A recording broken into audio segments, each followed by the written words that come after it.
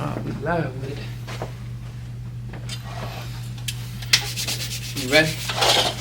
I'm born ready, baby. Let's get it. Hey, listen, y'all. Before we start, man, you know it's Ramadan. It's the holy month of Ramadan. So, you know, inshallah, all the Muslims, the new Muslims, you know, that's taking their shahada during this Ramadan, this be a good one for you, man. And just stay strong. It's gonna get better, inshallah ta'ala.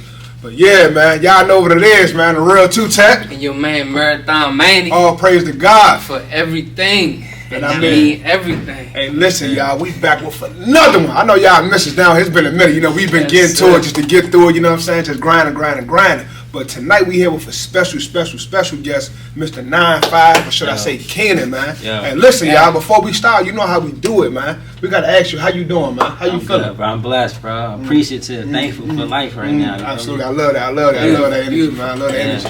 How about yourself, Marathon? I'm feeling blessed, bro. I'm high energy right now. High energy, man. I love that, man. About to get into some good habits. I'm excited about myself right now. I don't know. I'm in a good place. How you feeling, bro? I'm feeling good, man. As long as I put my 2 feet on the ground every day, it's a WIN. I'm going to continue to stay there every podcast, so y'all better get used to it. The real. You understand? I think they used to it. Yeah. They know what it is. For sure. We're going to have to get some t-shirts made, man. Copyright that thing. And what you say? I got ish to do. You know what I'm saying? I got shit to do. There you go, Marathon. There you go, Marathon. Yeah. So, before we start, before we really start right here, this is where we ask the question. Who are you and what do you stand for? Well, my name is Kenon Mitchell, also known as 95ive. I'm a creator. I'm an explorer, a thinker, a doer, planner, collaborator. You know, I'm a lot of things, man. You know, life liver. You feel me? Like travel. I'll be on vacation through his Instagram. Man, but you know, for real, like I was just telling him earlier, though, bro. Like I'm a traveler. You feel me? Like it's not like. I think it's a difference between tourists and travelers. Break that down. I try to make that distinction. Like I'm a traveler, bro. Like I'm not.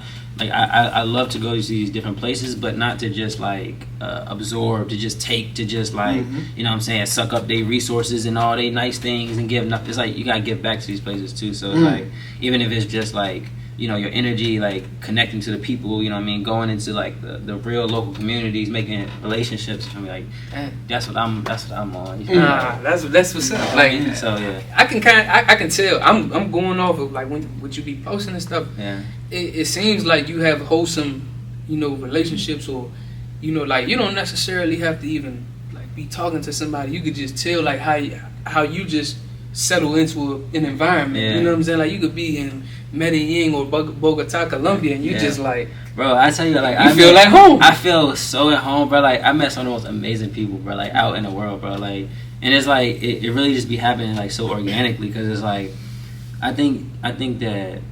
For me, I try to go into any situation with like an open energy, like an open vibe. You know what I mean? Like, like I know myself. I know, like you know, like I have a good intuition about things. So it's like I'm knowing, like, okay, if this is a good place for me to go, or if it's not, I'm not even gonna go in. I won't even be there. You know what I mean? Like, so it's like, so if I'm going out somewhere, I already know I'm in a good vibe with good people around. It's like, so then I'm like, all right, and everybody's my friend until proven otherwise. For sure. Like, so then it's like love. Yeah, so it's like I leave openness with like, yo, what's good, bro, to everybody, and it's like when I leave with that energy, bro, people be like so like open to it. They be like, yes, you know what I'm saying? Like, on time. I finally got that. For sure. Because it's like, because people really want to connect all the time, bro, but it's like they be scared or they be thinking the other person don't want to. You know, like, so it's like when you go in that joint, like, yo, what's good, bro? Like, yo, literally, bro, like. Especially like in Colombia, bro, because it's like it just be like lit out there. Like the nightlife out there is just like turned up. So it's like I leave. Like I got friends out there, but I like. There's been times where it's like, all right, I'm gonna leave the house by myself, solo, go out.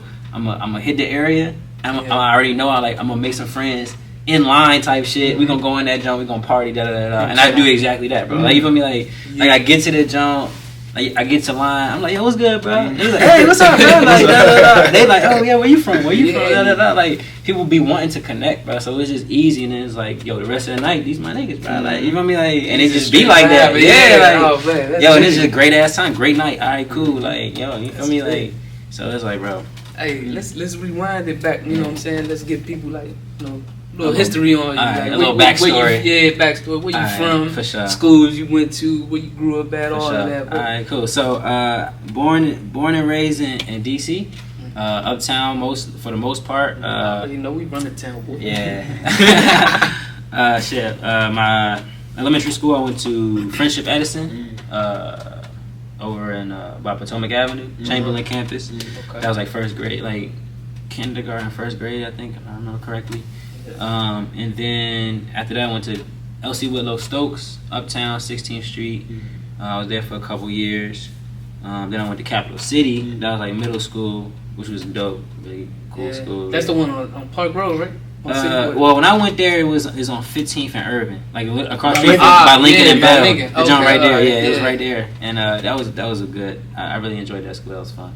And then I went to Woodrow Wilson, bro. Like the greatest, you know what I'm saying? They call it Chancery now, but it's still Woodrow Wilson. Bro, when we was there, bro, like a time, bro. Like, and if you caught it during the time where you went to the old and the new, and the new, we had lit. It was crazy. That was a golden era, bro. Yeah, that 1 year at UBC, bro, I felt like a college kid. Yeah, I'm telling you. We punished that school. I ain't gonna lie. We ran all through that jump, bro. I ain't gonna lie to you. Oh wow. We finessed that jump. UBC won't ever want to take it. They ain't never doing that again. Then they had the school across the street, Rock Creek Academy. They had alternative schools. They would send them over there. I'm like, man, that school, we punished that jump. And I don't know why I thought you was from New York, bro. I don't know why, bro. I don't know what it was, bro. Crazy, like New York, man. I used to go there a lot, like from middle school and through high school. I used to like go there, bro. Like I used to like be like, yo, I just want to be from here, or I want to be in this so bad, bro. Like be in the culture of that place, because to me it represented something. I see it now. Like back then I didn't really understand, but to me it was like, yo, this is a place of diversity. This is a place of like energy and like new people and new things happening all the time. Like this is where you go to see something and do something and be something. You feel me? Like. And so, like, that's why I was just so fixated with it. Like, I was, like, obsessed with New York at the time. So you probably thought I was from New York, because I was just like, bro, like, that's all, that was my whole about, yo, what up, son?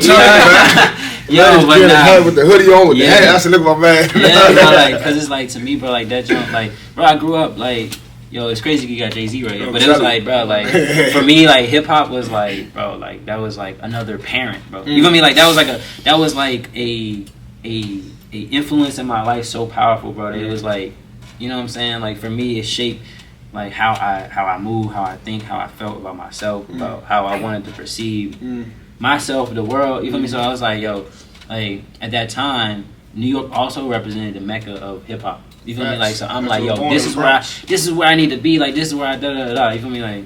But in reality, like, yo, but like, I also got mad love for DC, obviously. You know, I'm from here, like, ain't no place like DC. Ain't no place like DC. Ain't no place. Like, I don't care what you say. It's a special place, bro, and growing up here, like, and understanding how the politics of DC is a whole thing, you know, and like, bro, like, I mean, you know, like, I grew up uptown, but like, I used to go out and explore all different parts of DC, bro, like, and some parts, it's like, I shouldn't even have been there, bro, but I was just like, bro, I used to walk through, like, I used to walk through wild hoods, bro, like, just because I was like, all right, I just want to see, I just want to know, like, the geography of my city, bro. Oh, like, that's crazy. Because most people that's from DC don't even like venture out. Nah, bro. I was like, people from Southeast probably don't know too many DC neighborhoods. People from uptown. Yeah, don't go to the south side. Like, bro, I go to the south side sometimes. I be like, You know what I'm saying? I'm in the foreign country right now. Because I don't never really be down there. Yeah, but it's cool, bro.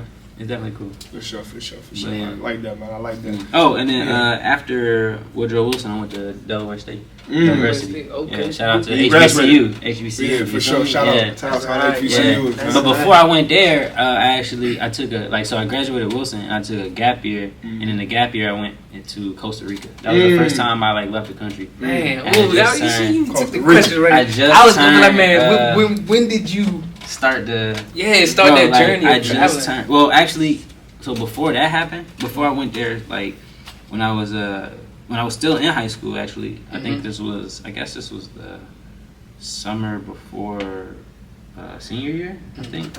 I was in this program called Peace Through Culture, which is a program here in DC, where they basically they had like a summer camp, which was like all about like learning about the world, learning about. They do like UN programs and all this like type of global, international studies and that like really cool stuff, right? Yeah. And so I was in this program. I was like 17, and they took us, the whole group of kids, to Costa Rica for the first time. but this was like for like a week, you know. And like when we was down, that was actually, I think, technically my first time leaving the country.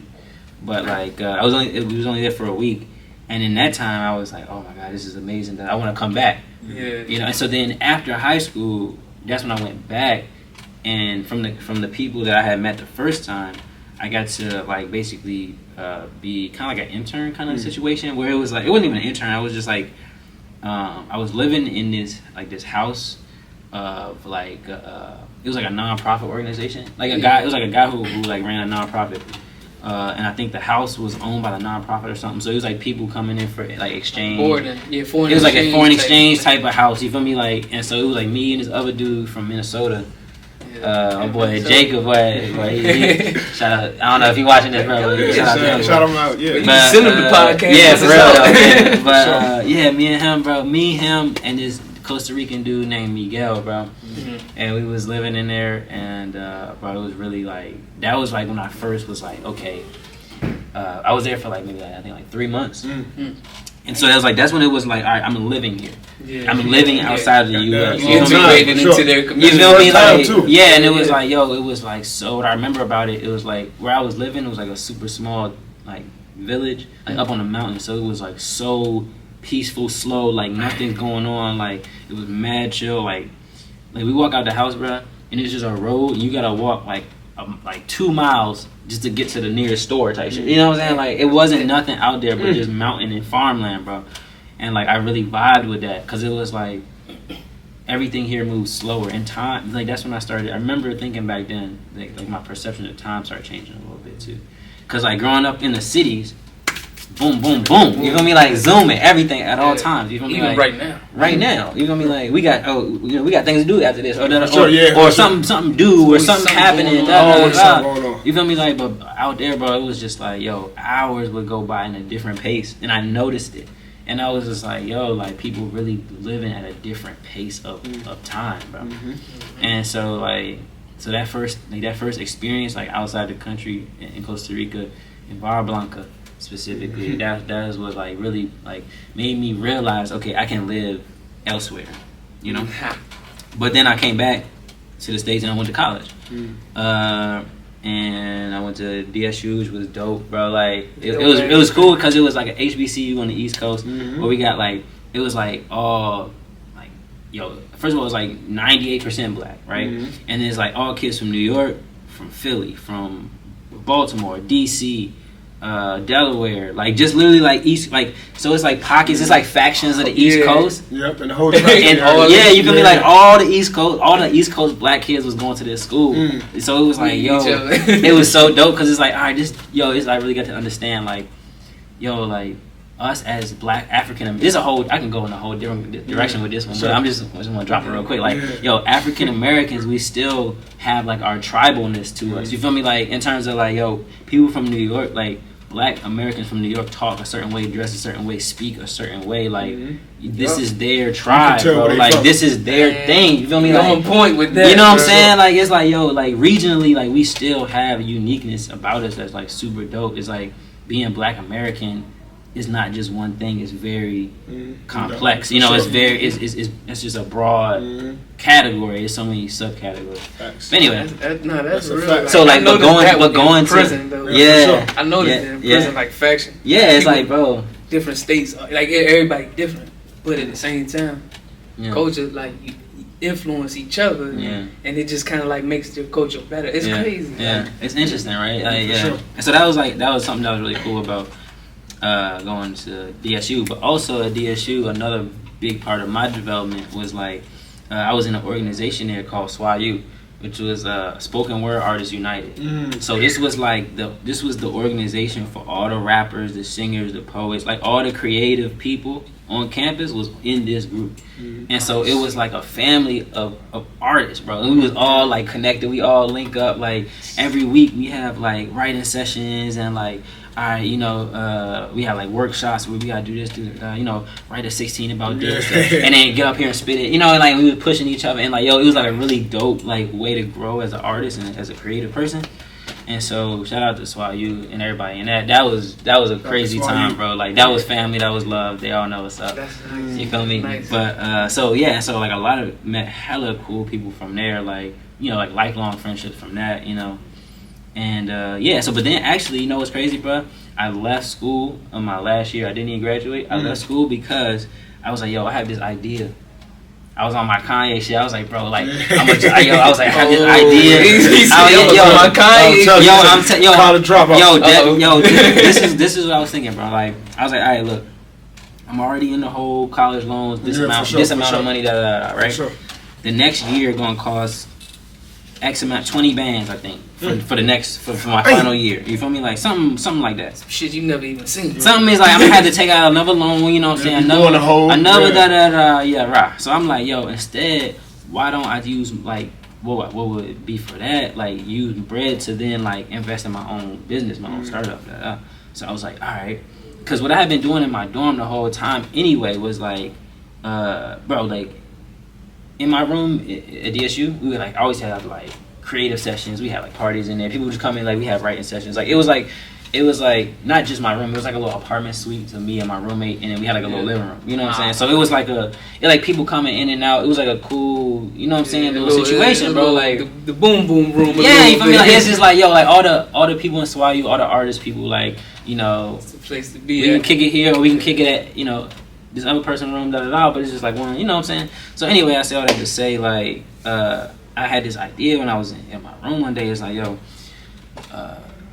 we just sitting here listening, we on SoundCloud, you know, listening, finding these artists that nobody know, like we all bumping in, like, yo, this is so dope, nobody know who this is, rah, rah. I'm like, yo, I wish there was I wish that, you know, there was a place that we could go where it's like, I know it's gonna be dope artists on this jump. You know what I'm saying? And so I was like, oh, I got this idea. So basically, I came up with this idea, like this platform called Rap Reprise. And like the idea was like to bring back Reprise, you know, is to bring something back. You know what I'm saying? So it was like the idea is to bring back like that authentic rap, like that authentic hip hop that I grew up on, that you know, my parents, because it's like, I remember a thing as a kid where it was like, yo, if I can't play this song in front of my grandma, you know, it's like, and then I can't play it out loud. You know what I mean? Like I can listen to it on my headphones, but you know what I'm saying? Like in the house, it's like you can't play no wild ass songs. It's like even if I'm listening to my headphones, I knew like I had respect for my mom, respect for my, you know what I mean? Like so then I was just like, yo, as I got older, it's like, all right, and I started thinking about that in terms of like curation, right? It's like, yo, like every song on this platform got to be so good that I will play it for my grandma. And, you know what I'm saying? It don't got to be squeaky. It don't got to be nerdy, squeaky clean. But I'm saying, but it's got to be like so real and so like top notch that she like, you know, like that an old head will be like, I respect I like this. Yeah, you know what I'm saying? Like, and it's like, yo, I wanted to curate at that level of like, where it's just like basically this is a platform where it's like, you know, you getting a young J. Cole, you know, you getting a young Kendrick, you know, you getting a young Lawrence, because what we do is like we vet them. It's like we do because essentially the problem is that like at least at this time, this is like 2016, 2017, this is the peak of like Spotify, SoundCloud, YouTube, like all these jumps going crazy, booming, wave of music, bro, like endless artists using SoundCloud, you know what I'm saying? And so I was like, yo, like basically what's happening is like you got like 10 million songs getting uploaded every day. Who got time? No, the average Joe who's working, who's doing all this, I don't have time to do all this digging through music to find something good, so they rely on the radio. They rely on the Spotify playlist. You feel me? Like the algorithm. And it's like that's only gonna give you what it wants to give you. You feel me? So it's like so it's like, yo, like what if we created a place where it's like, if you into this is where you go. If you're into real rap, if you're into authentic storytelling and people being unique and like actually pushing hip hop forward like in a progressive way, this is where you go. So that's what I was trying to create. That's what I was working on. So that's what I left college for. I was like, I'm gonna do that. So I spent like a mad long like working, like we got like a app developer to like make this app, John, and like, you know, we was doing. That's when I said, you asked me if I've been on a podcast before. I was like, yeah, because we actually was doing a podcast where it was like, all right, these are the artists of the week that we discovered, like, you know what I'm saying, like, so come like da da da. So I was working on that, bro. Like we was having these like live listening sessions where like I bring in, it was like calling like a study focus group type of situation, where it's like I bring in like 10 people and be like, all right, I would have like a playlist set up, and I would like play these songs and explain who these artists are. Like I always go for like artists that's like super good but got like 300 followers. You know what I'm saying? Somebody who like super, because they out there, like like they out there, bro. Like they really exist. It's like dope artists is like unknown. Still to this day, I still know artists from like 5 years ago that's still not on. That's still better than mainstream artists. You know what I'm saying? Like like amazing lyricists, bro. Like and so I'm like, yo, like I had like the listening session when we play the artists. And I get feedback from them, and they be like, "Oh, this is dope. This is da da da." Or so it helped me to like refine my curation and really get like into the, like the sweet spot. Because on a whole nother topic here, well, not really, but like I think that right now, just in this day and age that we're in like the age of like knowledge. Basically, like as we was growing up, as we was coming up as kids, we were in the age of information. For sure. Like we grew up with the technology. We grew up like watching the iPhone become what it is today, right? Sure. You know what I'm saying? Yeah, the first iPhone. Yeah, you feel me? Like we saw it like from an iPod. We saw it build up. We saw it go from like the super simple apps to like the complex jumps we have now, right? And like all throughout that time, endless information was available to us, right? But like now we're in a time where it's like, all right, we now have the sea of information. Now you need people who are good at pulling stuff out of this. Like if you have 100 million things in a box now, it's only like, you know what I'm saying? Like it's only good if you can actually, so it's like you gotta be able to sift through it. You need people to sift through it and pick out the stuff that's actually worth something. And so like that to me is like what curation is about. That is like, and that's what I think like the future of music is about. Because if we're talking about the music industry, low key, the power is in the people who make playlists, bro. Really think about that. Like Spotify. Whoever is in charge of this playlist at the front page of Spotify, like they are in charge of what's considered popping, bro. Like, you know what I'm saying? Like people go to Spotify, oh, what am I listening to? Oh, hot, this is for you. They're gonna click. Like the average listener not doing in-depth, research for artists. They're gonna go maybe 2-3 pages in. They're not going 10, 15, 20 pages in. Sure, you know what I'm saying? So it's like whoever is controlling these playlists, like for the average person, they're just gonna click play and be like, "Oh, I like this." Okay, you know what I'm saying? So it's like if you can get on this playlist, then you're gonna get the chances you getting discovered is higher, right? So then it's like the value is who controls who gets on here. So how you get on there, and how what's happening behind the scenes to get these artists onto this playlist. So let me ask you this: what's going on with Rap Reprise right now? So right now, all right. So let me go back to my story. All right. So I was doing the whole Rap Reprise. We doing live events and da. Everything was going cool, and then we find at the beginning of the app development, they was like, all right, this is an app. It's going to cost this amount of money. And it's going to take 2 months. And we was like, all right, bet. And then 2 months come, we still working on it.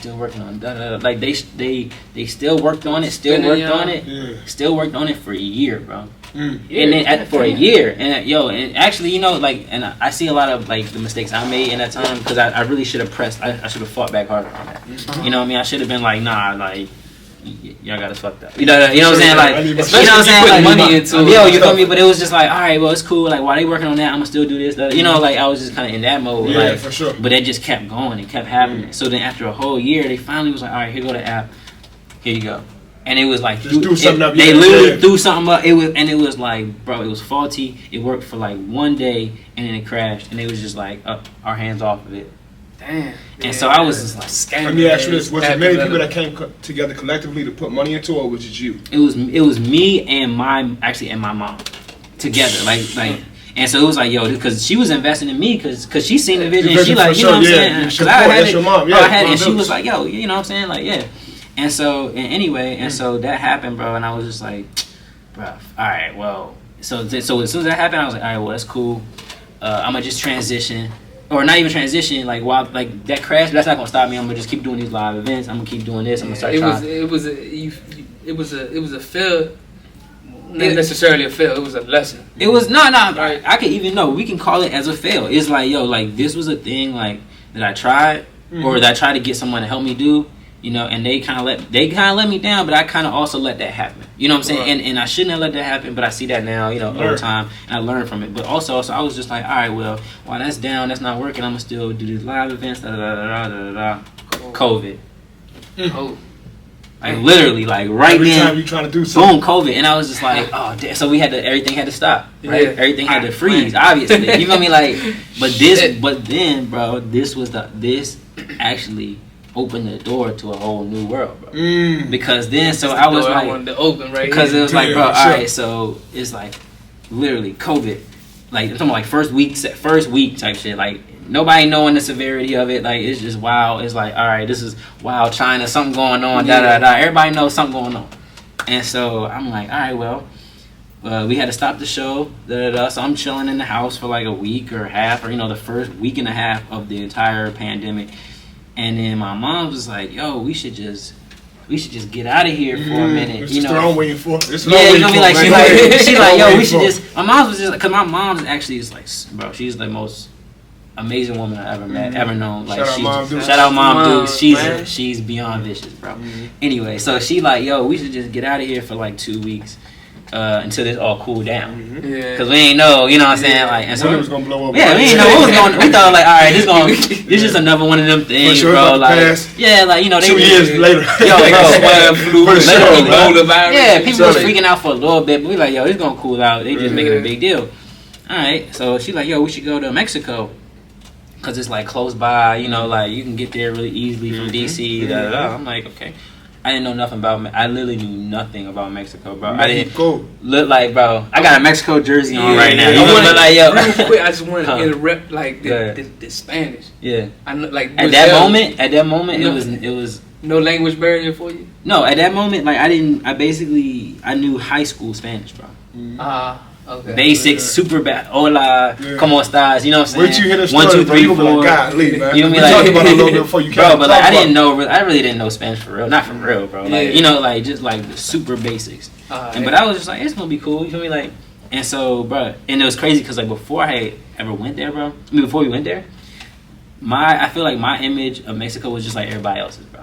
Like all I thinking, I'm like, we about to be in the desert, nigga. It's about to be like, it's about to be like fucking the little dust balls passing on the road and like, coyote. I ain't know, but I'm like, yo, all right. Cartels and shit. Yo, I'm like, all right, whatever we getting into, we just gonna see what's up. Bro, we land. I'm talking about tropical as fuck. Yeah. Crystal clear water, palm tree, coconuts falling out the tree. I went to Cancun. Bro, we flew to Cancun. But we first landed. I mean, like the first place we stayed was in this town called Puerto Morelos, which was like 30 minutes south of Cancun. It's like a little small fishing town. It's super chill. People go there like snorkel basically, but that's like it's not like a crazy. It's no bars, or at the time when I got there, it was like there was no clubs. Like maybe like one bar in the whole spot. You know what I mean? Like it's like super chill. Like just like old people. And so I'm like, yo. This is different. Yeah. Like this is different. I'm like going, I go into town, and I was telling him earlier, it's like, it's a small town, so you see the same people over and over again. Like, it's real familiar. So I'm like, yo, this my man, my man Alex right here. He's selling little bracelet, these little junks right here. You feel me? Like they selling these little knickknacks and da. I'm like, yo, I started chopping it up, and they was like, everybody was so welcoming and friendly. So I'm like, yo, this my man, bro. Like, so we, I get to know him, his family, his wife, like. Mom and pop in the back cooking. You wanna come in? Yo, like so much, bro. Like I'm like, of course, thank you, please, thank you. Like, bro, they bringing me in, they cooking meals for me. Like it's just like love, bro. I'm just like, damn, this is like really crazy to experience this. Like coming from the States where everybody's not on that. Man. You know what I'm saying? Like they just not. It just, I mean, maybe, but not. Like at this level, majority. Yeah, you feel me? Like it's just people there to me were very open and hospitable, and it made me realize how closed off we are here towards each other. And it's like I didn't ever notice it because I'm just like city. You know what I'm saying? Like city life. It's like, bro, somebody walking past, it's like if they looking at you, it's a problem. If they speak, niggas want. You know what I'm saying? Like you know what I'm saying? It's like you gotta be tense on your toes at all times. Like, And so, I mean, I was never like, don't get me, I was never like a hard nigga, bro. I was never looking for fights. I was never. I was chilling. I'm a chill dude. I always been chill, bro. But it's like, but I understood like before I went out. You knew the vibes. I knew the vibes. I knew it's like, bro, you move through the city in a certain way. That's just what it is. If you're from the city, you got street sense. You understand like this is how you move. This is how you stay out of trouble. This is how you stay safe, bro. Like. That's what I was saying on the last episode. Even like he said, bro, like I ain't no street dude, I ain't no tough dude, but he from the city and you got a certain shot. You gotta know how to move, bro. Like and so, but then it's like being out there, bro. Like anyway, so I'm in this small town from Morelos, seeing these same people. I just started making connections with them, and they helping me to learn Spanish. I'm sitting with them and talking, and they, it was a little tough at first. I was doing a lot of listening at first. That's the other key. Like, I would just sit at their store and just, like, listen to them talk to each other, listen to them talk to other people. I try to throw a little something. Or they ask me stuff in Spanish, and I'd be like, I try. You know what I mean? Like, I say something, or I have short answers, but it was just, like, it was a learning process. And then, I used to get on the bus to go down to Playa del Carmen. It's, like, 30 minutes south of Puerto. Yeah. And it's like that's like the party city. That's like where all the clubs at. That's where like all the like. That's where it go down, bro. Lit tea. So it's like you get on the bus. You get on the bus from city to city, like from Puerto Morelos to Playa del Carmen. The bus like $1.50. You feel me? Like to go from one city to another, bro. Like wait till you tell about the apartment, how much you paid for that. I said, Lord. Oh yeah. So like, anyway, so Mexico. I'm telling you, man. Yeah, bro. So I was getting comfortable in there. Long story short, like I was starting to really enjoy myself. Yeah. All right. So this is in like the first 2-3 weeks. And then like at the end of that, my mom's, my brother, they like, all right, we going back, and I was like, deuce. I was like, all right, I'm gonna stay. You feel me? Like, I love y'all. Y'all stay out a bit. You feel me? Like, I was like, I'm gonna stay. I'm gonna just cool it. I'm gonna just see what I can do out here. Yeah. And then my mom was like, all right, cool. Do your thing, bro. And like, I'm like, mom just weird, man. My mom's always like, she always encouraged that, like, go out and figure, like, see things for yourself, figure things for yourself, like I really appreciate her and respect her for that because it's like she helped me to understand like. I'm a global citizen of the world. Like I'm not trapped in my hood or in my city, in my state, in my country at all. Like the world is so much bigger. There's so much more out there. There's millions of people that you haven't even seen yet, bro. Facts. Even like you ain't even laid eyes on yet. They probably just like you, man. Bro, like you stressed about one motherfucking that's bro, from that's where you so small, bro. Like talk about me throwing shots out here. I ain't throwing shots. No, but that's real though, bro. It's like we really like, and I get it though at the same time because it's like, bro, like if this is what you know. It feels like a dome until you break it, bro. Like, tell them about the women over there. How the females, man? Because that's what they want to hear. That's what you want to hear. I've been to Mexico 3 times. I know how it is. You know what I'm saying? All right, look, I'm gonna say it like this though. In Mexico, well, okay. What I can say about the Mexican girls, bro, is that they're very kind. They're very caring. You feel me? The ones that I encountered, you feel me? They're very loving. They want to do for you. Like they're wanting to like.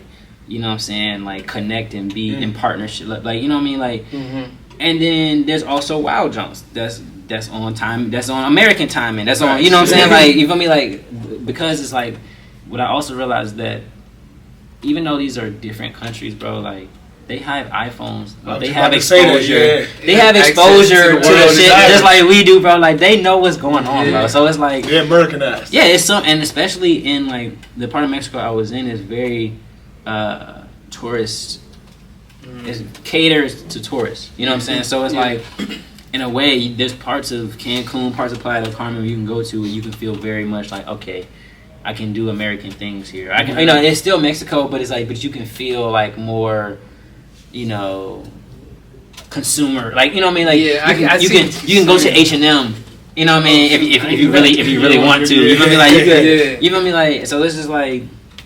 There's still girls out there scheming. It's still, but it's like, but whatever. But more natural. It's the same thing. It's the same thing, bro. But it's like, but I, in the wonderful women that I spent time with in Mexico, I appreciate it. I enjoyed my experience with y'all. You know what I'm saying? And like, I thought it was cool. They're great people, for real. But then, okay, so I was in Playa for a good bit. Went to Mexico City.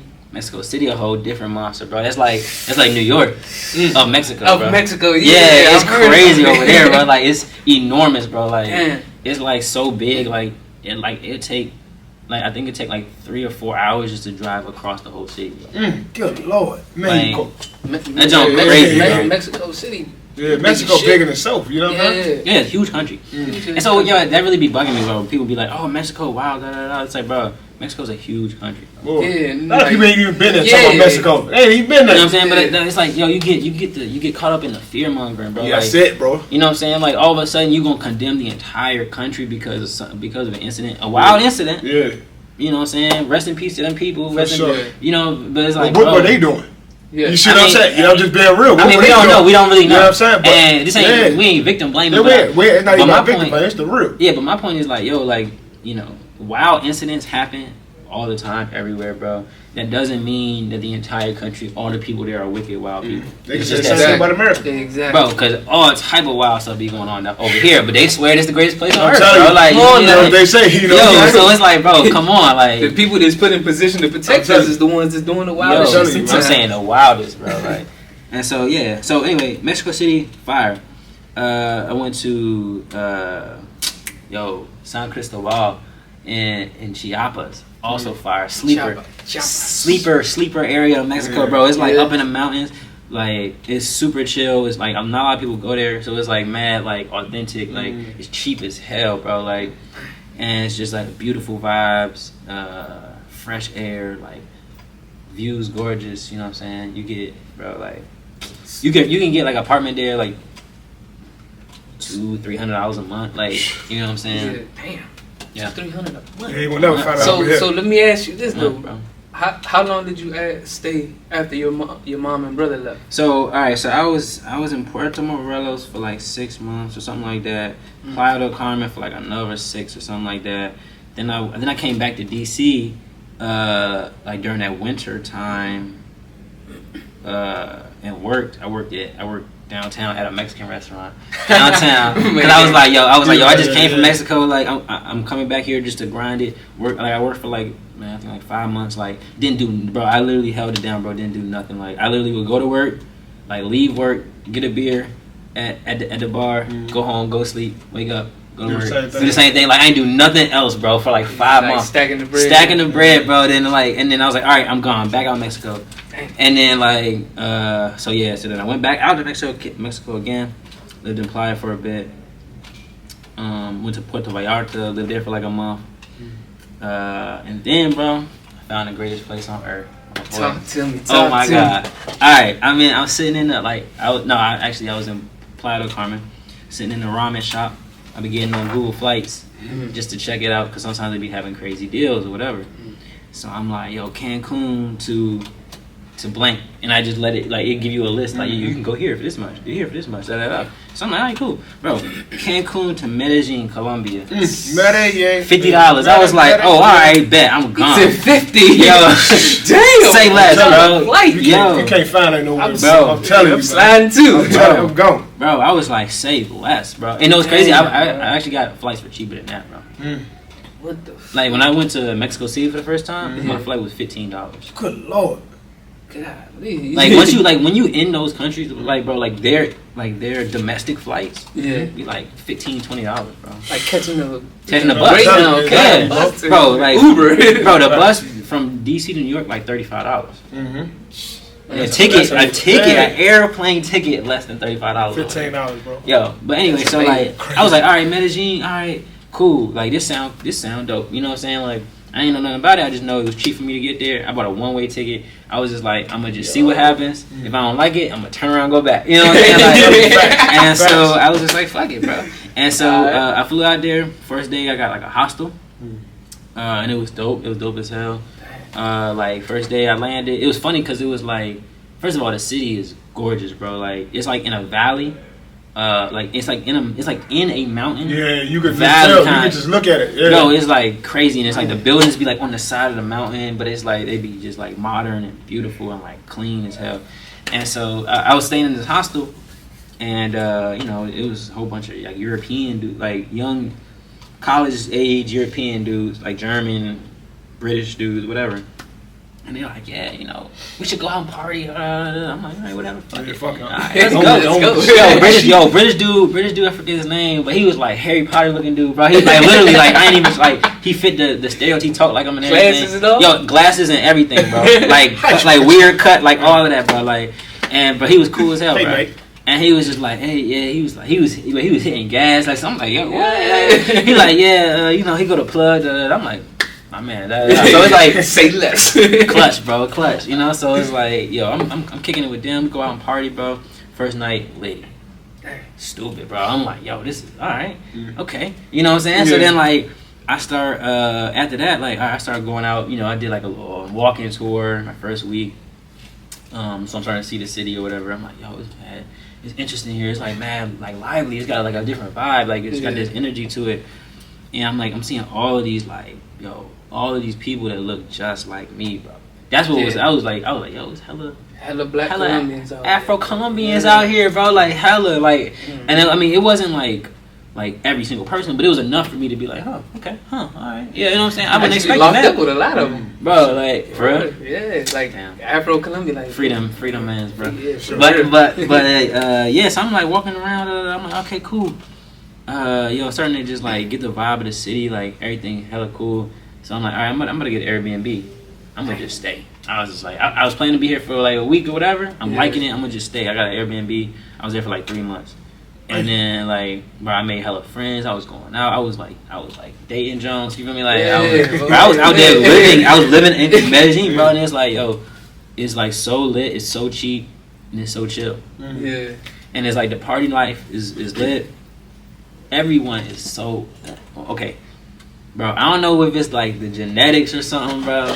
I swear to God, I don't know what it is. The Colombian Jones are bad shit. Everywhere you, right next door. Bro, everywhere you go, the Venezuelan Jones. Yeah, I told you, bro. I know, crazy, bro. I know, look at my man. Crazy. Hey, listen, they bad, yo, bro. like They just, it's just something. I don't know it's what the it is. accent. The accent one to give me the best. The accent is gorgeous. The Colombian girl accent. Yeah. That's my motherfucking heart away. I like that. Bro. Foreign is different, bro. I don't know what it is, but it's like, but it would be like, yo, when I was there, bro, I was like, yo, it's noticeable. There's like it's an abundance of like beautiful women, bro.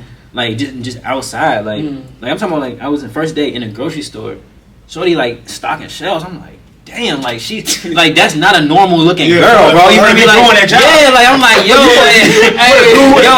that's an NBA wife right there, bro. Like you know me, like yo, stocking shelves, They probably don't even know they that beautiful. I was like, yo, this is insane, son. That's normal. It's normal, bro. But you know what's even crazier? Something else I noticed, bro. Speaking on that, it's like I noticed that like a lot of Colombian dudes, from what I seen, they don't really be like catcalling, geeking over women.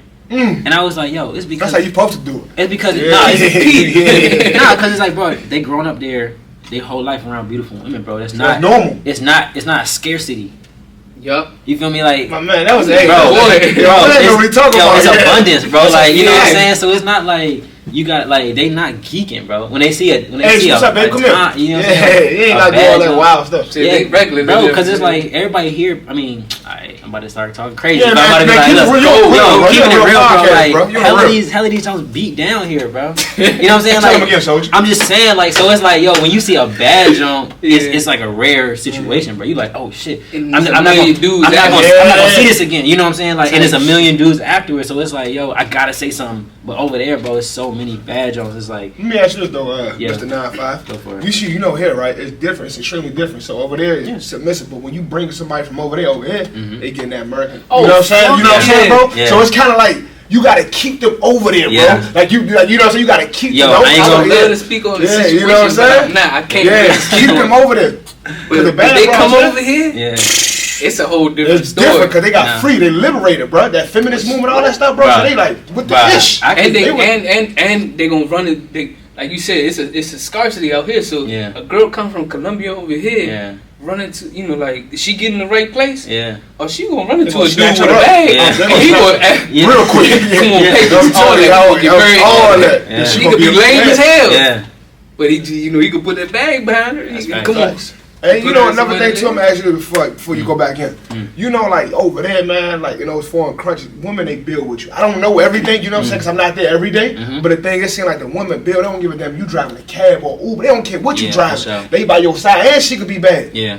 You get over here trying to find a woman that's gonna build with you. You gotta already have it. Yeah. It's like I'm trying to finish line, sucker. Yeah. You know what I'm saying? That's the frustrating part, man. Like. I ain't gonna lie, like, I had a little badge and I guess she realized, like, yo, he's still getting your shit together. For sure, I'm telling you. Yeah, I'm telling you, bro. See you later. See you when you're 40. That's cool. It'd be like that, bro. Yeah. But, I mean, I feel like, I think that just in general, like, not just women, just people over there in general, like, yo, I feel like they more grateful for things, they more humble, but, you know, it's not so much, like, you know, I don't know. Like here, it's just all vanity. It's all like where you have materialism. It's all what you do for a living. Yo, what you do? If you ain't got the bag, you not it, bro. And it's like, yo, they like here. It's like we really equate like money with like value of person. You know what I'm saying? Like principles, morals. No, but it's like, yo, they be like, yo, like if you have money, you're a valuable person. It doesn't matter what type of person you are. You know what I mean? So it's like you could be, if you got money, you could be a damn serial killer. You could be or just an asshole in general, bro. And it's like, oh, but he got money, bro. So he good in life. You can look like Norbit. Yeah, bro. Female still, man. Bro, you can have one arm and one leg. Female is still. If you got that money, you got that bag. You can do anything, bro. And I think that's the wrong way to be, bro. Because it's like, it's like, bro, like we not. First of all, that just means that we not really having a high standard of people. For sure. You feel me? Like we just saying if you have this thing, then you elevate it. But it's not saying like, yo, if you solve this problem, if you are kind, this type of kind person, you know what I'm saying? If you it's like if you a giver, you know what I mean? Then it's like, okay, cool, but it's like that's not what we are valuing as a society. And the value where the value should be, not only, but I feel like what you contribute to the world. Yeah, just fucking money.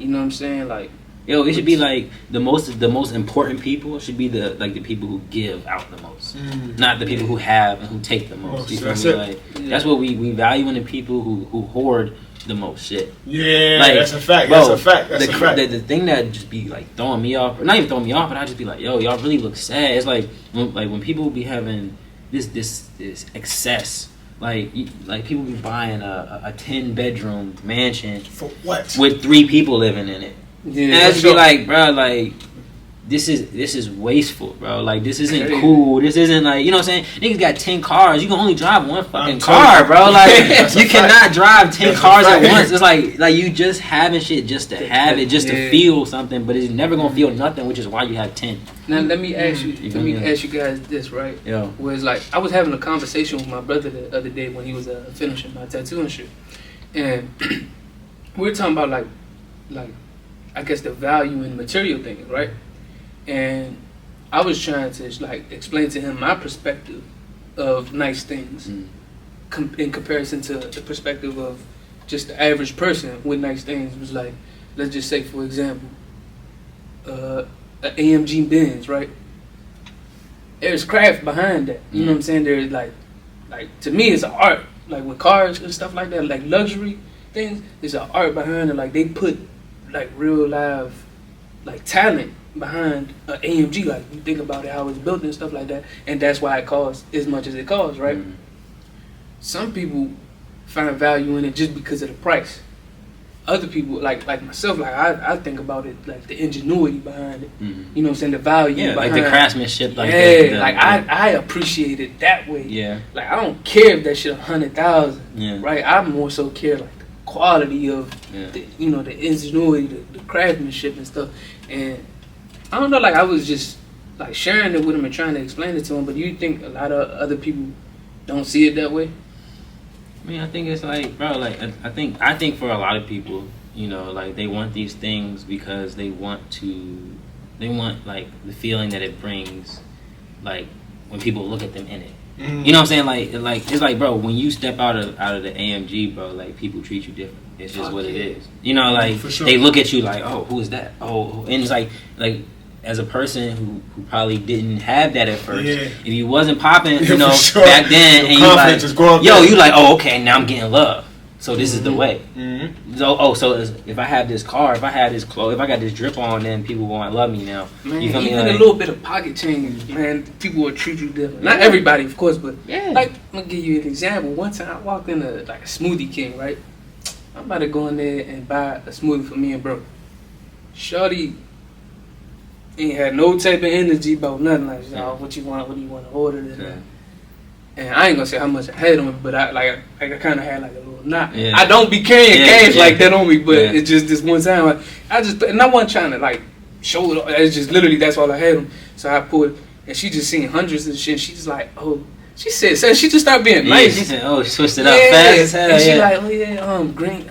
She said some shit like green like your money or something crazy. I'm like, I like all blue. I was just like, when I walked out, I'm like, damn, her whole energy changed when she saw a little bit of money. This shit wasn't nothing.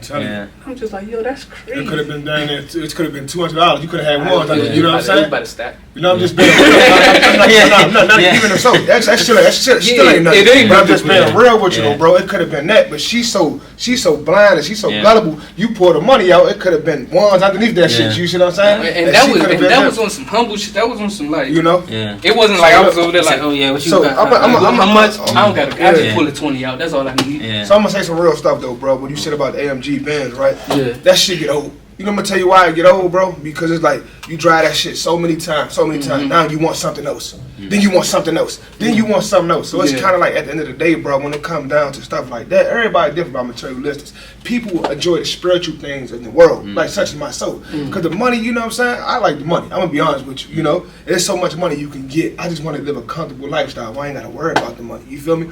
So my thing is, it's like, yeah, you like the mechanics, the ingenuity of it, but the thing is, sometimes people that don't got them things, I said, oh man, he's showing off, man, he doing this. But the thing is, they want them things too if they got a motherfucking Benz. You see what I'm saying? Just listening to a podcast about that. Who would? Okay, this is different. Man, fuck a Benz. I don't need no Benz. A motherfucker, you're a free Benz. You definitely gonna get that motherfucker. You ain't gonna turn it down, right? You know what I'm saying? So it's kind of like, you know, it's just the way of the world, man. People glorify and put value on the wrong things instead of the right things and the important things. They don't. They look past principle, morals, character. They look past that stuff because you got money. You could be the lamest motherfucker in the world, and there's so many lame niggas with money, man. Facts. But that's the thing. They make the world go around. They make the rules. That's why the world's so fucked up. It ain't the world. It's the people in the world. Like my OG say, it's the people in the world. Now, before this leave me, right, I want to say, there's some things that you learn, like living abroad and being abroad, like culture, like just approach, whatever, that you feel like would be a great thing to apply.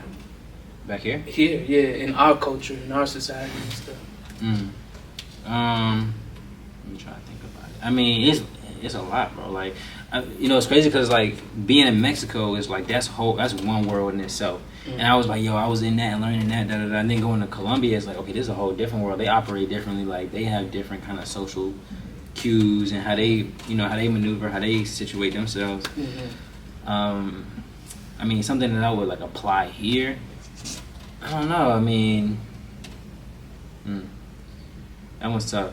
I'm not really sure. I had to really think about that for a second. Like, come back to it. Let me come back to that one. I'm gonna think about that one. Cause I'm thinking about like, yo, like, at least like to me, one thing that I appreciate in all of these, in both of these places, is that like the neighborhood works together and works like within itself.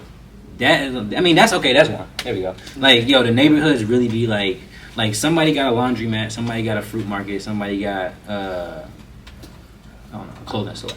You know, and it's like every neighborhood got like these certain things, and it's like they be family owned, or like the taco joint. You know what I mean? Like, and it's like, yo, and they all support each other. They all support each other. Everybody in the family is like working in the joint, and then it's like the people.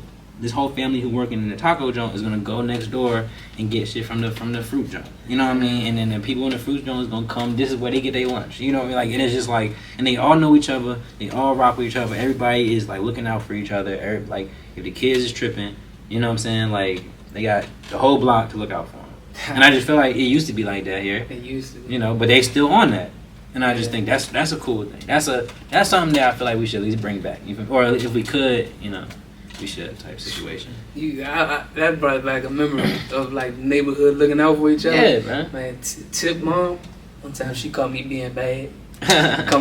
Throwing rocks at cars and shit. It took me straight to my mom. Yeah. Oh, Miss Garcia, look, he was throwing rocks at that. I was like, but that's what we need though. Like, yeah, for sure. That's important, bro. And I think like that, just that sense of community is still important. It's like, I think we should get back to that for sure. So living out there and stuff, like were there ever moments where you just like, man, I gotta get up out of here, or like you just feel like damn, like why, like you know, like not regret, but more so like man, I just gotta go back home or. Alright, I give you that's a 2-part answer. Alright, so like yes, there's moments not where I ever felt like I shouldn't be here. But there was moments where I was just like, yo, I'm so far from home, and I want all my people to experience this, and they're all the way over there, and I'm here. And I felt that, I felt that a little bit, but I was just also like, I mean, I'm gonna hold you, I'm living a great life out here, bro. Like, it's hard for me to go back to a life of, I mean, it ain't struggle, but it ain't the life of ease that I'm living out here. You feel me? Like here in DC, bro, it's like, okay, my situation ain't grim, but it ain't great. And it's just like out there, it's like situation is better, and not only is it like it's better, but it's like maneuverable. Like I had 3, 4 different apartments out there. You know what I'm saying? Like, and it's because like I can rent for a month and be like, oh, I decided to move somewhere else, get a job for a month. Like it's easier to do that. Like here, it's like you can't just have that type of flexibility. Like the system don't support that type of movement. Sign 12-month leases. Yeah, you know what I mean. And if you break it, it's fucking your credit up, and you gotta do this and do that. Out there, none of that shit exists, bro. It's like if you got bread, if you got $300 right now, I'll give you the keys. You know what I'm saying? And it's like, all right, bet. You know what I mean? Like, so it's like, yo, smooth. So now, like, did you ever, like, are you working there? Like when you're over there? So when I'm over there, I work online. I work for a PR marketing company. So I do like a little bit of writing, copywriting, a little bit of like social media management, stuff like that. And it's chill. It's good. I mean, it's not a ton of money, but it's enough for me to maneuver. And that's the thing. Is like I think a lot of people have this misconception that like me doing this specifically, like, oh, you must be rich, you must be booming. I'm like, bro, no. Like the reality is, like I at no points have I ever been rich, and I guarantee you, probably like majority of people have more bread than me in their life. You know what I'm saying? But it's like, but how I choose to spend it is different from y'all. That's the only difference. Beautiful. That's the only difference, bro. Like I swear to God, bro. Because it's like it don't take that much to do what I'm doing. You just have to like prioritize that. Like to me, there's nothing more important. So I don't have no car in DC because I don't want to be paying for no car note, bro. Like it's like and insurance. And it's to me, it's like I would rather use that money, $300 a month, however much, for some people something like that. Like even if your credit shot is $700 a month, to me that's 2 flights and an Airbnb and a half. You feel me? That's how I be looking at it. Like you feel me? Like, and that's for that 1 month. It's like, bro, I could experience so much more with the same amount of money. So it's like, it's not that I got a whole bunch of bread and that you got to be rich to do this. You really don't. It's just making the choices that like allow you to maneuver in this way. And this is not in a bad way. You never like when I see you on social media like posting when you're out there and stuff, you never give me the vibe. It's like, oh, I'm super up, right? You're just chilling, right? And that's why that's where the curiosity came from. Like, man, what is he doing? Like, how is he, surviving, maintaining out there? You know what I'm saying? Because obviously we all have to like survive in one way or another. Yeah, you gotta work. You know what I'm saying? You never not working. Yeah, but the thing, I mean, I'm working. Like I work online, I do, but it's like I also want to create. Okay, wait. There's 2 things I want to say about that. I am working, and I want to continue to work, and I want to create my own, businesses that bring in revenue, like passive income. That would be excellent, because then it's like that just make life even easier. On the other end of that, I was just gonna say like, yo, the cost of living is low, so it's like, I go out. I am chilling, you know what I mean? But it's like, what am I trying to say? Like, okay, when people go on vacation, for example, like they like, oh, I'm gonna go on vacation and spend $2,000 to go for 10 days or something like that. Maybe. You know what I mean? Like, depending on what type of plans they make. Right. 2 bands, bro. 2 bands is like a week at a resort, or it's a month and a half you know, in a real place. You feel me? Like, you go to the grocery store in Medellin, bro. Like, I mean, big ass bag of food gonna be like $5. You know what I mean? You go to a restaurant in Medellin. You go to a restaurant like, you know, I went to this place, like a little mom and pop type of junk. It's like a type of spot where like they don't even have no menu. They just like, this is what we cooking today. It's like no, it's for real. It's like you just go in there and be like, I want lunch. And they like, this is what we got for lunch, and they put it in front of you. And I'm talking about like rice, beans, chicken, salad, plátano, soup, drink, $2. You know what I mean? So I'm like, yo. So it's like instead of spending $2 on vacation and resort, like take that bread, go out on your own, and you can actually live even better probably than the resort. Because the resort is like, bro, the resort is just mini America, bro.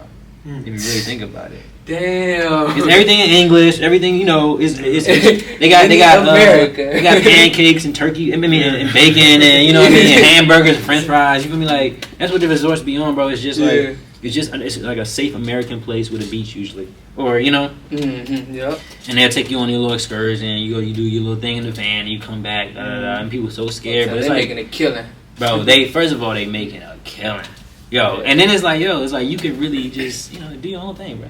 Man, that's it, man. But then also, okay, now to bring it all the way back to the question you asked before about like, did I ever feel like, yo, this is kind of sketchy situation? Yes, I have been in sketchy situations also out here. Don't get me wrong, it's not perfect paradise. Like, talk about the good, let's talk about the bad. Let's be real. Like, you know what I'm saying? Like, I can praise it, I can talk about the great all day, but it's also like you still gotta be on your toes. Like, you know, coming from the city is like you never turn that off, bro. Like, or I think you shouldn't. You know what I'm saying? Like, and so you should never be lacking. It don't matter. There's a situation like one time I was like my first week in Medellin.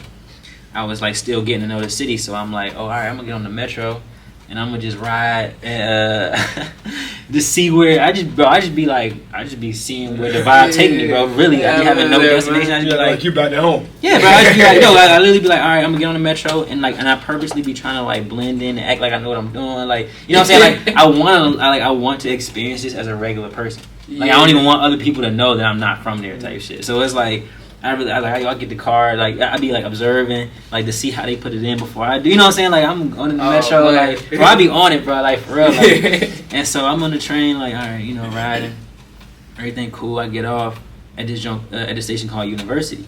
And I'm like, all right, it just look cool. Like I look at the station, it looks sweet. It's like they got like a little park out the joint. Like all right, bet. Like that's what's up. I get out, I come out the station, and I like start walking around a little bit. And I'm like, all right, this is nice, I'm just walking around, not really knowing where I'm going, but I'm just gonna trust my instinct on this one. And I mean, I knew it was general direction. Like I knew I was walking south type shit. I knew like I took the train from south to north, got off here, so I'm gonna walk back in this direction, back toward the way I came type shit. And then just see what's in the middle in between. And so I'm walking, and I'm like, as I'm getting through this neighborhood, I'm like, it's a little sketchy. I'm starting to feel the vibes, like I'm like, all right, yeah, when you in the hood, like you just be like, all right, you know what I'm saying? I'm seeing what's going on. I know this feeling, like this. I shouldn't probably be here. Let me just keep it moving. You feel me? Like, but it's chill. Like nobody doing nothing crazy, but it's just something like it's just the intuition, like keep moving. All right, cool. I'm walking, get to the metro, and I'm like, all right, bet. I made it to the metro. It's chill. Let me just stop here for a second and sit down. And just like literally just on the bench outside the metro, 30 seconds, and some dude come up to me, like he kind of like an uncle type of dude, you know what I mean? But I'd be cool. Like I don't care, I don't judge people, bro. So it's like, yo, if he talking to me, like first thing he said was, hey, you got a lighter? Can you light my cigarette? And I'm like, yeah, bro, yeah, no problem. And it's all in Spanish, so like he ain't think nothing of it, and I'm just like, oh, this is a perfect opportunity for me to just practice a little bit. I like this type of interaction. So I'm like, yeah, I'm lit the cigarette, and he come and just sit down next to me, and we just start talking. And he just like, yeah, I don't know, he was just saying some mumbo, something like, yeah, it's crazy, this and that, I'm like, yeah, bro, see, bro, like, yeah, And then he like, right along, bro, I'm just going along with it. He not even thinking nothing of it, you feel me? But then he said something that was like, that I just didn't understand at all. And I was just like, wait, I don't get it. Like, I don't understand.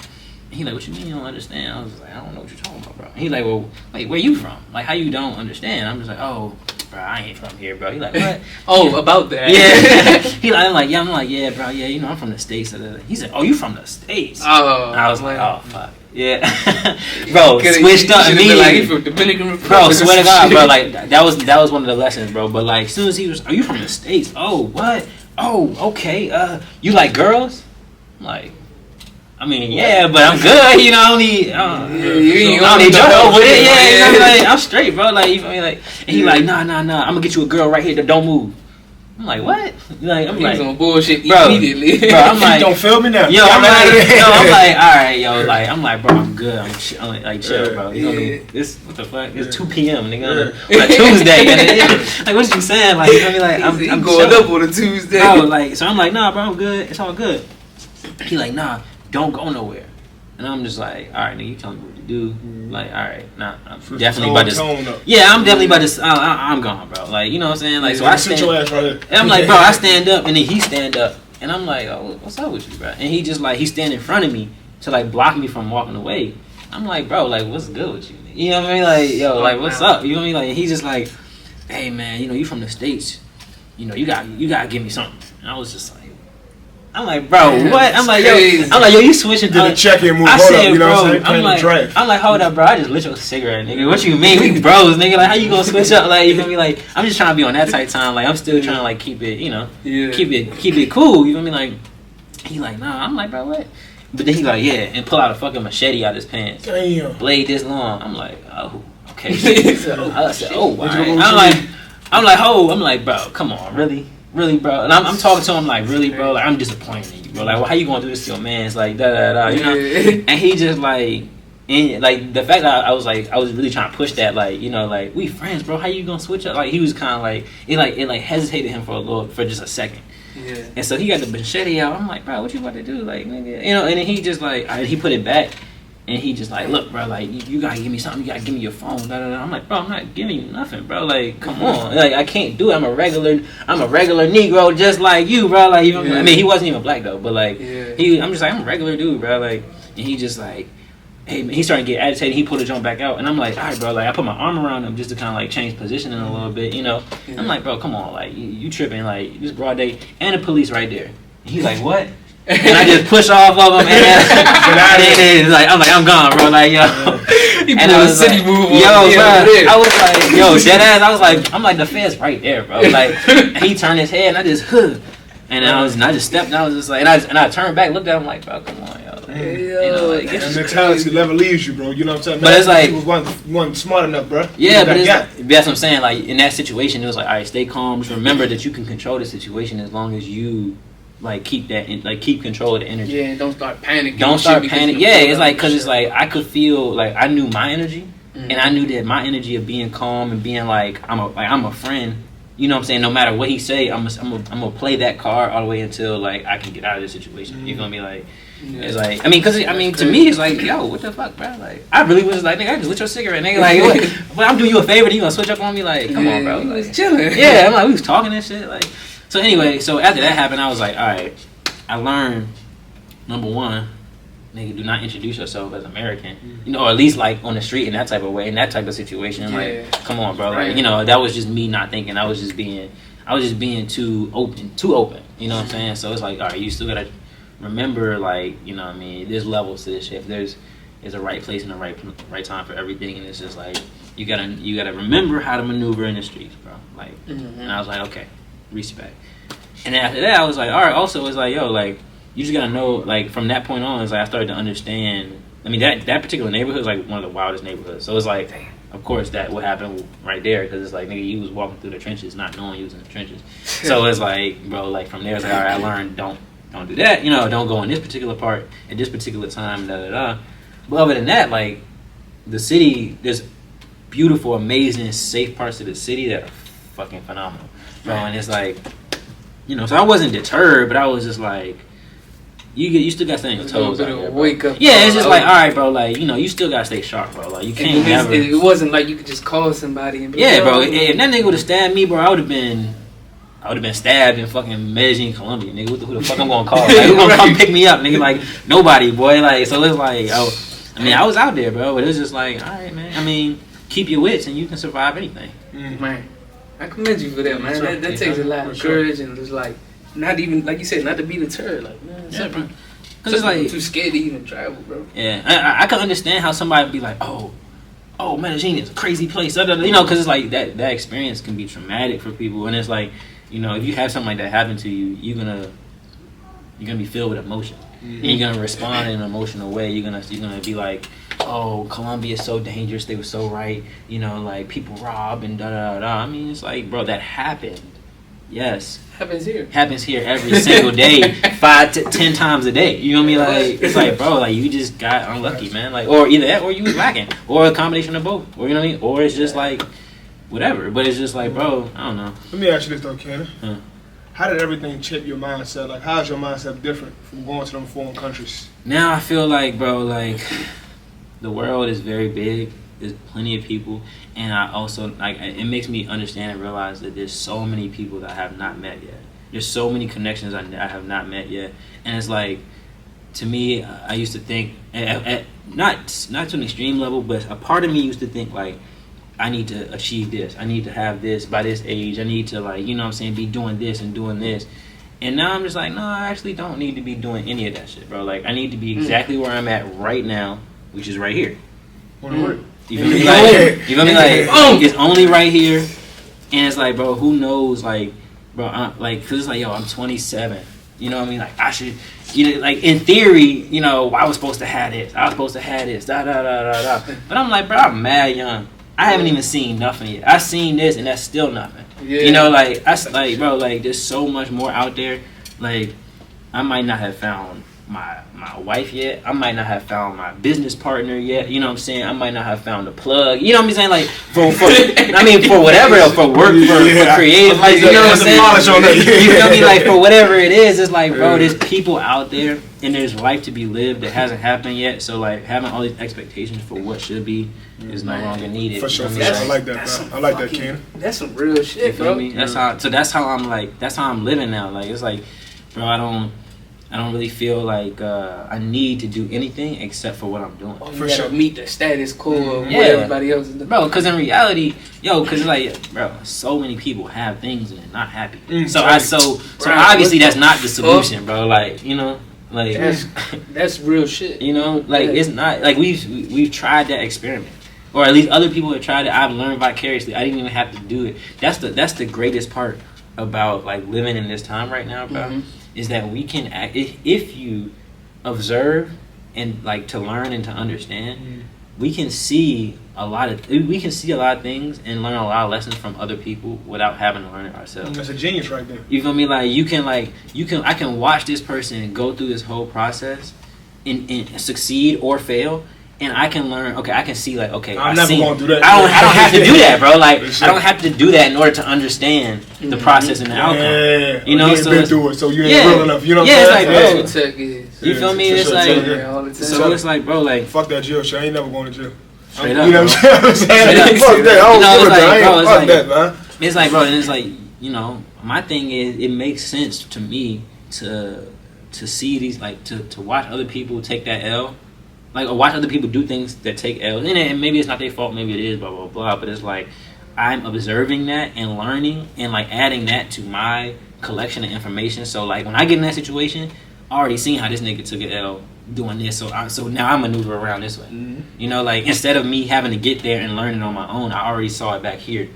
You feel me? So it's like, so now I'm taking notes of shit that hasn't even happened yet. This is my last question, right? I ain't gonna lie, man. This is a phenomenal young brother. I'm more on the receiving end, because I'm just like, man, he got it, man. I ain't gonna lie, he got a tank full of knowledge, man. Experiences, you know what I'm saying, bro? I had to get you on this shit, bro. What's your take on God? What's your belief about God? Oh, man. I believe the truth, the real, is I feel that, bro, like, I am the God of my own world. I don't control nothing else. I don't control anything, actually, in reality. I don't control nobody. I don't control anything. There is nothing. There's a bigger thing out there, but that bigger thing is also me.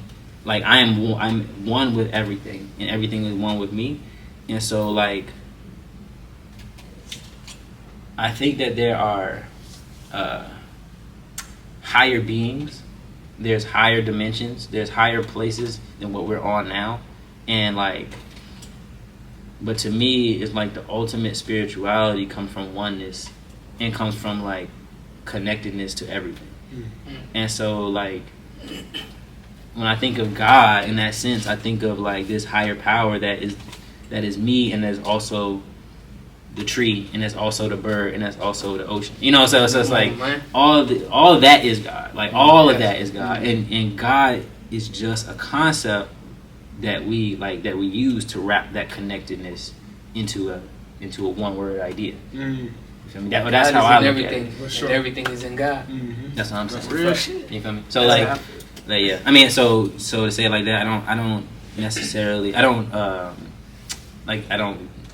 adhere to any particular religion, but I would consider myself very spiritual, very one with the world, one with with humanity, and like, yo, we all brothers, we all family for real. Like, even the ones who be tweaking, it's like, yo, like these, like, bro, like, everybody is family. We're all connected, and it's like, if we take care of each other, then the people who are tweaking won't be tweaking no more. Like, it's like, you know, if we look at this person as like a brother, a cousin that's down bad, then it's like, yo, like that, like, we can help them. Or it's like, you know, even that energy is like, you know, we're supposed to see each other as all one and be all part of this one, like this shared fucking motion we all in. We all moving in time, you know what I'm saying? Like, so we all supposed to be like helping each other up and just like going through these. Going through this path, you feel me? Like, yeah, bro. I got questions. Well, 2 questions, but one, it's a particular question for me because my son, I want to get him to start traveling. Right? He has a fear of planes. Right? He don't want to fly. Right? So, question, or more so like encouragements to like kids like him or youth, as far as like they have fears of traveling. You know what I'm saying? Just fears in general. I think fears in general come from like the unknown. It's natural. It's like, I mean, if you go, like, we go back to like primitive times, you know what I'm saying? Like, it's an instinct that comes. Like, if we walking through the jungle, bro, and there's a big cave that come out of nowhere, this dark as shit, you can't see nothing in there, right? And you feel that fear, it's because the instinct is telling you need to be alert because you don't know what's in there. So it's like fear comes just from like a effect of the unknown, you know. So it's like once you do something, you don't feel the fear anymore. Like, people be scared to go on a roller coaster the first time, then they do it, and they're like, oh, okay, that wasn't that bad. You know. So it's like, it's the same thing. It's like when you're traveling, like whether you're physically traveling, physically getting on a plane, or just the concept of going to another place that you don't know, it's like, bro, that's part of the fun and the thrill of it, actually. And it's like, if you look at it as a roller coaster, it's like when you're going up, that first part when you're going up, that's scary. That's the scary part, you know what I mean? And then it's like you get to that jump and then you feel the rush of like the experience. Yeah. It's like you just explain to them like that, like, look, man, like, you know, it's gonna be a little bit, you know, scary at first. Yeah. It's gonna be a little bit tense, but then you're gonna do it. You're gonna feel the exhilaration of it, and then you're gonna be like, bro, I can do that again. I'm telling you. Let's get on another one. You know, let's go somewhere else, bro. Like, you know. And so, like, you can apply that to the plane. You can apply that to the actual destination. It's like to life in general, bro. Oh, yo, okay. I just want to bring up one thing that I wanted to talk about here. Like, I just remembered. Let's get about. Y'all I wish I had like a little diagram or something, because this is just a concept that I just like was thinking about recently. But like, you know, the yin yang symbol. Yeah. Everybody know that joke, right? Like, it's like you have like literally equal opposing forces of darkness and light, you know. And it's like people always say you can apply that to a lot of things in life. You know, like how we maneuver through life can be on one end of the spectrum or the other, or not one end, but like dark or light, good or bad. Yeah, but like, yo, if you look at that, if you look at the actual diagram itself, it's the circle, right? And then you have like it's not really a straight line. It's like it's like the curved thing. Yeah. And it's like kind of big at the front end of it, and it gets smaller, and then that becomes the big side of the light side. You know what I mean? Yeah. All right. So I'm like, yo, I think for a long time in terms of life, I've been looking at this yin yang thing where it's like, all right, I want to live on the light side. I want to live on the good side, right? But it's like when you live on the good side, at the front end of that shape, it's like you fighting. I get where you're going with this. You fighting the negativity. Right, you know what I'm saying? Right. And then it's like, yo, if you on the front end of the negativity, you fighting against positivity, or like, you know, if you on the front end of darkness, you fighting light. And I'm just like, yo, I want to live on like the back end of the light, because then it's like, yo, negativity is just behind me, not in front of me. Yeah. And as long as I'm moving forward, it will always be just chasing me. And I'm like, yo, like I'm trying to like take that concept and apply it to life, where it's like, instead of feeling like, oh, the system is out to get me, like there's so much pressure, I'm fighting against the machine, da da da da. He's like, instead, put the machine behind me and go forward and let the machine try to chase me. But it can chase me forever because I'm gonna always be moving forward forever. And then in that way, there's no real obstacle no more. It's just something behind you. Don't get no realer than that. Bro. That's a good one. Yeah, like, yo, I was like, damn, bro, I really be like, I be looking up stuff like this, bro. You know what I'm saying? Man, you gotta keep doing it, but you gotta keep, man. Yeah, I know, bro. That's the thing. It's like, yo, honestly, bro, like, I've been for a long time. I've really been ducking, like, just being out, just giving myself to the internet, bro. Like, I just didn't want to do that. I still don't want to do it. You know, like, I feel that. And it's because it's like, bro, to me, this is another thing of like learning vicariously. Like, I see what it's like in this world now to be an influencer, to be a famous person. You know, like anybody can do it, right? Like once you get there, like there's a certain lifestyle that comes with it. Certain things that happen to everybody. Like we all know, you know what I'm saying? Or I've seen it enough times to understand what the process is. I'm like, okay, I've seen 20 people do the same process. You know? Sure, yeah. You know, like, and I've seen like, okay, they went through this. You know, they had to do this. They achieved this. They got this thing. Now they living like this. Da, da, da. I can see it. I watch it. And then I look at like where they at now. It's like, all right, you know, they have things now. They have money. They dress nicer. They, you know what I'm saying, they can go this and go that. But like, are they happy? You know, are those things worth what they sacrifice? You know, like what you have to give up for that life? Because everything come at a cost. I'm telling you, sacrifice. Everything you gotta give. You gotta give a lot to live that type of life. Places, and things. You know, like for that celebrity life, bro, you have to relinquish basically the right of being a regular person. You know, like, bro, like there's like there's an expectation. There's an expectation where it's like you gotta, because that's the thing. It's like, bro, to be a professional entertainer means that you gotta entertain the world at all times. All times. And I'm like, bro, I'm not. And I don't want to be in that mood all the time. Like, I can't even be out with the family, bro. I can't even do nothing but a camera being in my face. I'm like, bro, I cannot live like that, bro. For sure. And once it turns on, you can never turn it off. And that's what I was telling Manny, bro. And like, then if you try to turn it off, it's, he fell off. Yeah. Look at he a bum now. Yeah, exactly. Yeah. They'll spin it and make them hate you, bro. Yeah, like paparazzi, TMZ coming up on you, like when you watch your family, you with your girl, you can't do nothing in peace. Yeah. That's why I say that. I'm like, bro, it ain't. Price, man. I ain't rocking with none of that, bro. And then it's like, they say, well, you don't gotta be that famous, but it's like, bro, but you can't control that. Hell no. You can't control that because it's like, yo, like if you put out something, like nowadays, it's like that one thing can go viral. Yeah, everybody wants that, but they don't understand what's on the other side. What's on the other side of it? Man, that's what I'm saying. Yeah, for sure. Like, you feel me? You got it, bro. You got it. That's why I was telling Manny, bro. Like, man, bro, it's a hell of a price you pay with this fame. What we doing behind this camera.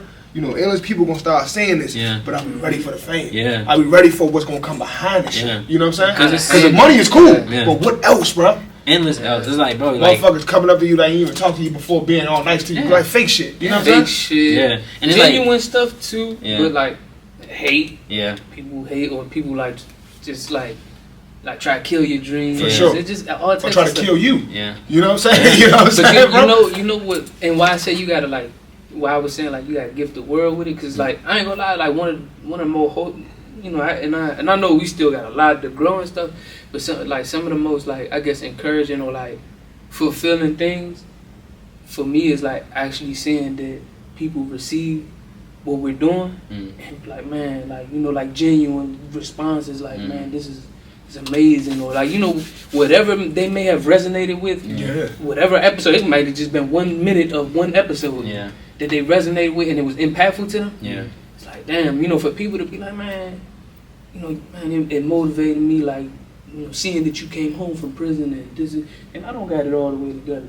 You know what I'm saying? It's like, man, it's fulfilling, like, to know I can impact other people. You know what I'm saying? But I totally understand that too, though. But I get you too, because I mean that's you giving back, bro. And then it's like, and then it's an acknowledgement of that give back. It's like, you know, it's like, okay, I'm doing the right thing because people are receiving this. So I get where you coming from, you know. And it's like, and I be feeling that sometimes too, bro. Because it's like, you know, sometimes, bro, like, to keep it real with y'all, bro, like I be knowing what I have, you know what I'm saying? Like, I be knowing, like, okay, bro, like, if I did this, you know, it, like, it would go up and, like, people would love it and like, you know what I'm saying? Like, okay, cool, but it's just like, and I want to give that, you know, but also to maintain, in order for me to produce these things, in order for me to be dope in this way, is like, I'm only this way because I protected myself in this way. You know, like, I made the choices, like, I made the decisions that, like, instead of going in this path, I went down this path. And that's why I am, like, had I done something different, I wouldn't be who I am. For sure. You know what I'm saying? So it's like, let me ask you this, and then they start, and then, go ahead. Let me ask you this. You don't think, bro, like, you could protect yourself because you know a lot of information. You have a lot of information, right? You don't think you can protect yourself while giving this information out? Because this information, they can learn from someone else, but the way you're giving it out, some people may not respond to it compared to coming to you, another teacher. You know what I'm saying? Man, they're not giving a message. They might not, what the hell are they talking about? When you relay the message, they getting it 110% because you know you can protect yourself, bro. So you gotta be real. You gotta let that stuff out, man, because the people want to hear it, bro. Yeah. It's beautiful, bro. I'm telling you, like, I mean, do what you want. I encourage you, like, bro, like, I promise you, I could tell you'll be very impactful for people, bro. Like, for sure. This conversation, but right, you know what though, bro? But it's like first place. But honestly though, bro, like, I also feel like I still feel like I give that, like, I give what I have, like, to in situations like this, like when we talking. But it's like also, it's like I don't have to do it. Like, I do it in ways that the world don't necessarily have to see. You know what I'm saying? Like, like there's so many moments, bro, where it's like I've sat, you know, being a lot of times in other places where it's like, but it's like, you know, I'm sat and talk to the lady for an hour, bro. Like, there's a little lady sitting pushing coffee, or, you know, like selling coffee on a little cart, you know. You just talk to her. And I buy a cup of coffee for, you know what I mean, and like we sit and talk for an hour, and she telling me about her life, and you know, we have this whole connection and this whole meaningful thing, and it's like I feel like in that situation, what I was giving was like, you know, was giving openness and giving an open ear for her to tell me her story, whatever she want to tell me, you know what I mean? It's like we have that connection. She now sees like, oh, okay, like, you know, wow, a stranger was really nice to me today, da da da. And it's like, for me, like that type of small moment, or those, like, I like those little small moments that go, you know, that I know happened, that person know happened, and that's all that matters, bro. Like, and it's like, to me, it's like, yo, I'm, you know, I have to give, I have to do good in the world for sure. I 100% agree, but I think for me, it's like I'm always trying to like do it in a way that is like that works, you know, so that I can maintain it. Behind the scenes process. Yeah, it works. It's like, yo, bro, like I have to do it this way for me to be able to do it. You know, for you to stay yourself. For me to stay myself, for me to stay balanced and stay aligned with who I am, it's like I have to live this type of lifestyle. And then because I'm living this type of lifestyle, I am balanced and aligned in my you know, in my vibe. So then it's like that allows me to then be like this positive, radiating person. You know what I'm saying? For sure. You know, it's just it's a give and take. It's a balance. We going viral now. Hey man, I mean, if it happens, it happens. I'm messing with you. I get what you're saying, bro. I'm the same way, bro. I'm the same way, bro. For sure. I get you. And what you said is very true, but I feel like I find more value in those small things. Yeah. Right. Those where nobody's looking. I'm telling you. When you are you with your heart? Yeah. You know what I'm saying? Like, I ain't gonna lie. That's supposed to be most fulfilling to my heart when I see some, you know, a young kid, maybe homeless or want some food or stuff. Right. Like the other day, and I I don't even want to talk like share this, but I want to share it as an example. The other day I was at a gas station. I seen a kid like 18, right, Hispanic kid. He from like down Texas. So no, he had came to my window and like you know what we were talking about being from the city. Yeah. I'm like yeah, what's good? Yeah. Yeah, I rolled the window. Yeah. You alright? Yeah. He's like, no, I just want some food. And I kind of felt bad because the way that I reacted to him approaching me, he was like, damn, kid was only asking for food. Yeah. Right? And he wasn't asking for money. He was asking for like, can you give me something to eat? And I do my best not to ever tell nobody no when it comes to food. Yeah. Right? So I'm just, you know. At first I was like, nah, because I was thrown off. And I'm just like, I rolled the window down, hey, yo, like, come here. He's like, what's up, man? Like, you hungry? He's like, yeah. I'm like, what's going on? Like, you young. Like, what you got going on? What got you here? And then I just got out the car. I'm like, hold up. I got out the car and, like, we walked in the store and stuff. And I'm like, look, I'm going to get you some food. Like, get whatever you want.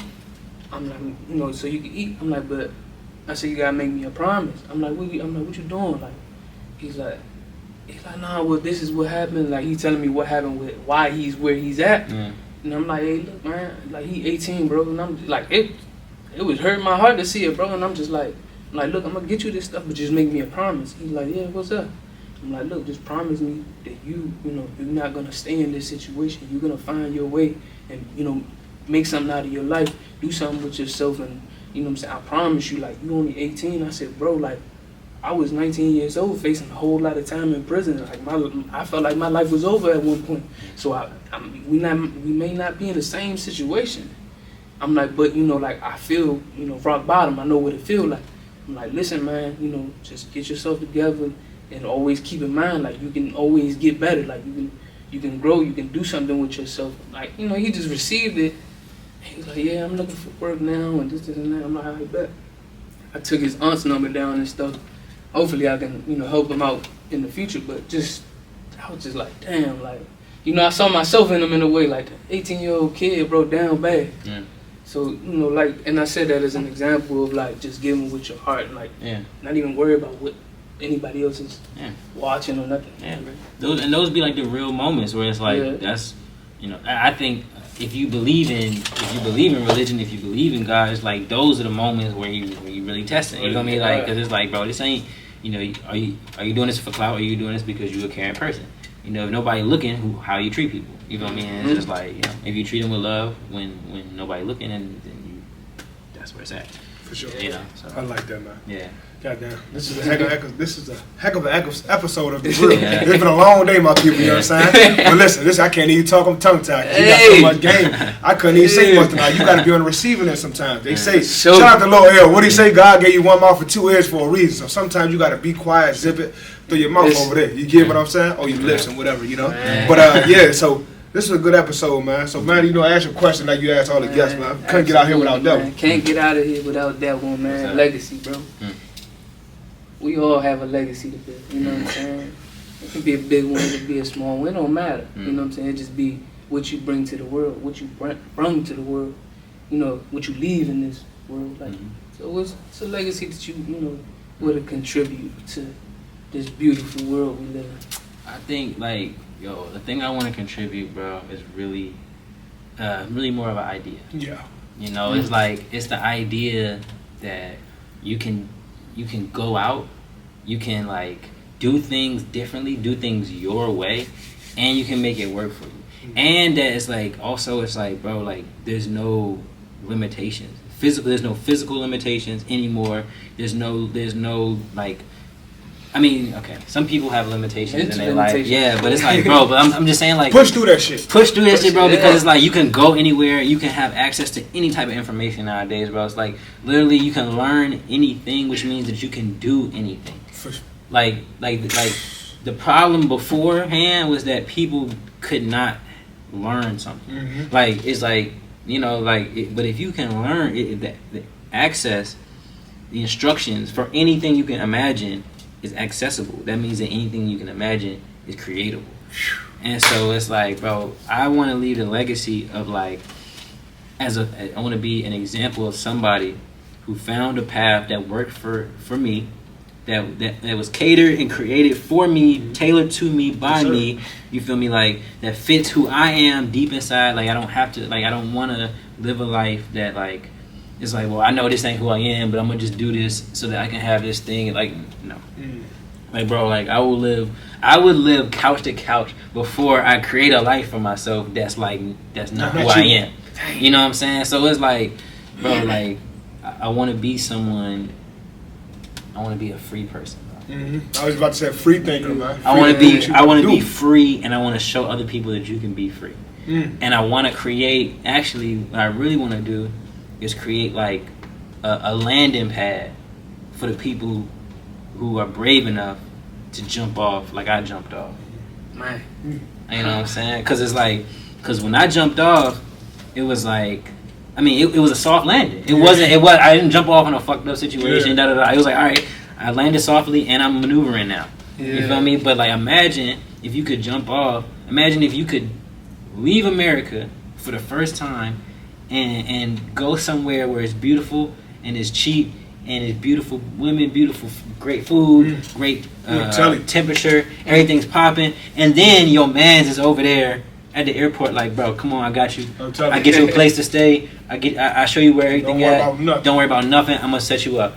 Nice. Like, you know what I'm saying? It's like, bro, like that's what I want to do. I want to create that type of like situation where it's like people who want to explore the world, who want to see, you know, that there's more out there. I want to be somebody who did it and somebody who will help you do it if you want to do it too. Woo! Hey, listen, man. Before we get out of here, man, I'ma say, all my youngest and some of y'all that never left the country, you don't gotta be young or old. Let's go get them passports. I'm about to go get mine. I'm about to go renew it. Sir. Let's go get them passports. Let's travel. Let's explore the world. Yeah. And if you've been watching this long, we appreciate you watching and listening, man. And that's another episode of the Real. Yeah. Man, you see, you like my swag. This is the real. This is the real. Okay. If you're not on the real, you're not real. There you go. Bam.